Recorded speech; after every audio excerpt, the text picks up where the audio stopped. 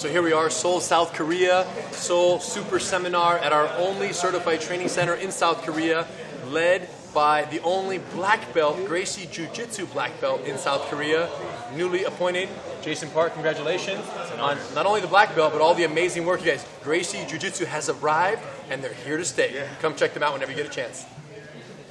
So after my super seminar in Seoul, Korea a few weeks ago, I had the opportunity to spar with 4 of the black belts that were present there.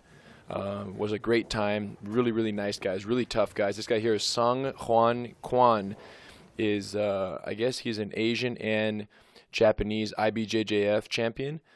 And really strong guy. One of the strongest guys I've ever met. So I let him side mount me. We start from here. Fast forward because we're just kind of laying low. I just wanted to feel his pressure and his attack systems. So after defending for a little while, he got a little frustrated there. And then looked to transition to mount. And in his transition, I used the opportunity to do an elbow escape. Basic Gracie combatives, lesson number 33, elbow escape, right into like a kind of a knee tap sweep. So here, just from another angle, he mounts, I elbow escape on the backside.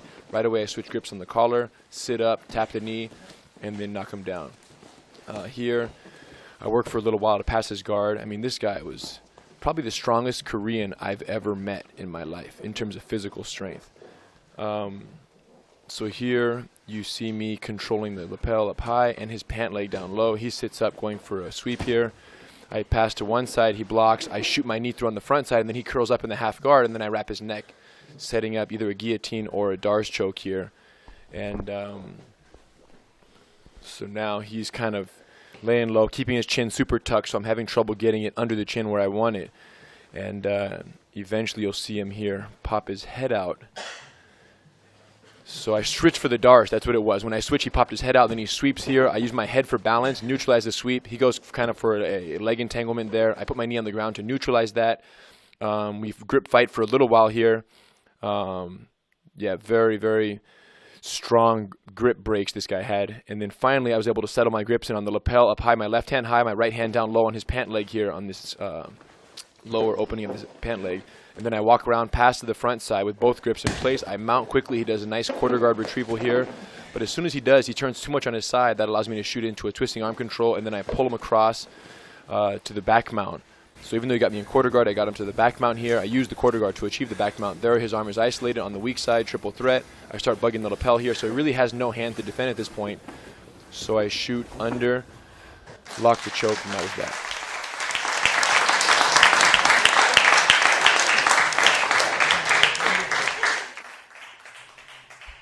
So next is this guy named Barium Lee, multiple time Korean national champion, IBJJF Korean national champion. Smaller, lightweight guy, but really technical. So we play here from the open guard. He goes for a footlock. He sits back for the footlock.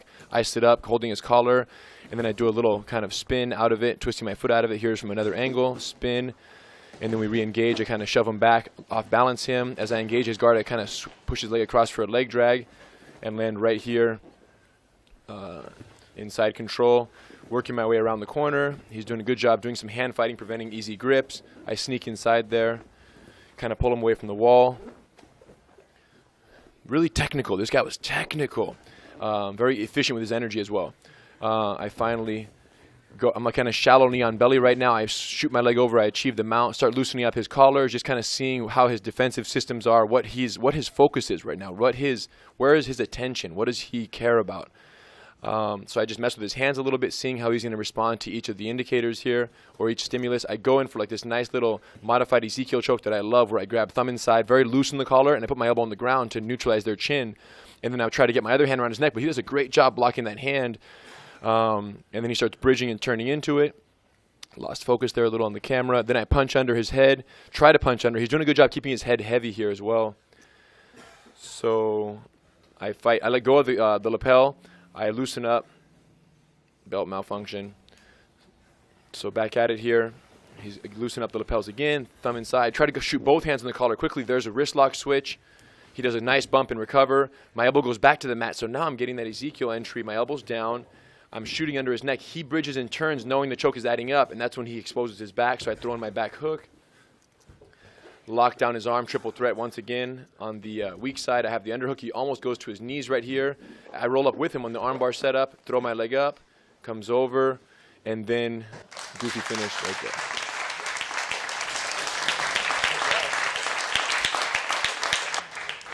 So this next guy, another strong, very strong Korean jiu-jitsu practitioner. So here he's side control. I reach in, grab his tricep, reach across, grab his lat on the opposite side. Use that for my favorite top shoulder roll. End up on top in the half guard.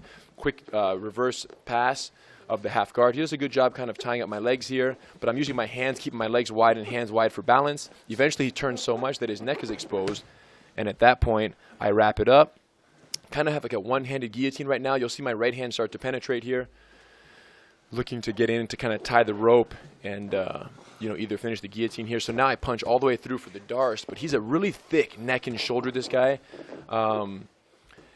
And I finally am able to achieve the shallow darce grip here. See how he's pushing off my hip and trying to pull his head away? He's really tough because his shoulders and neck are so thick, it's hard to actually lock the grip. I think I finally lock, and then he starts to spin, so I spin under with him, and I still have the shallow darce grip. And then I walk to the front, and I'm able to squeeze from there. So he did a correct defense by spinning out of it, but because I stayed in front of the spin, I was able to seal the deal.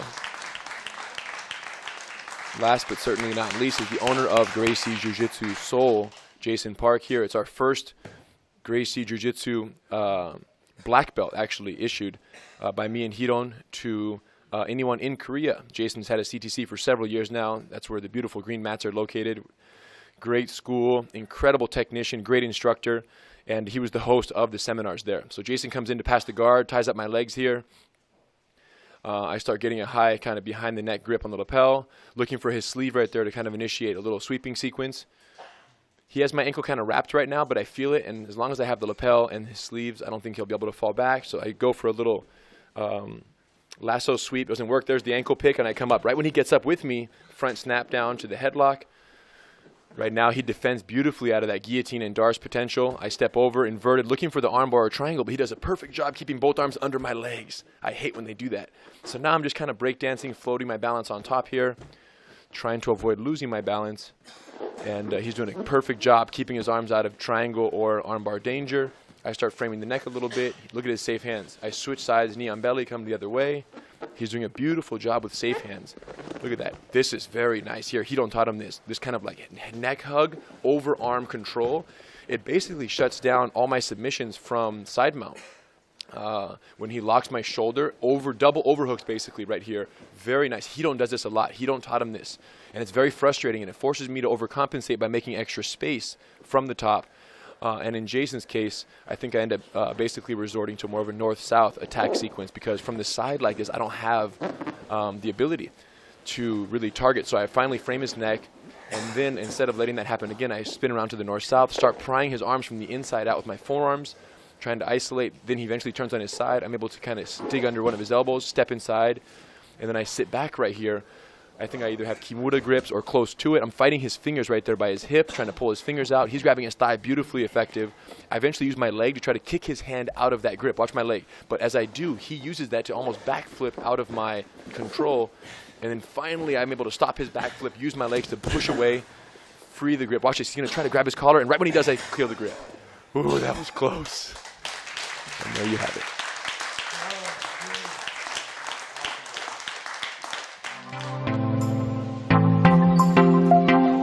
Use belt promotions and ranks to recognize the dedication, skill level, knowledge of the different students. Jason Park, all the way from Korea.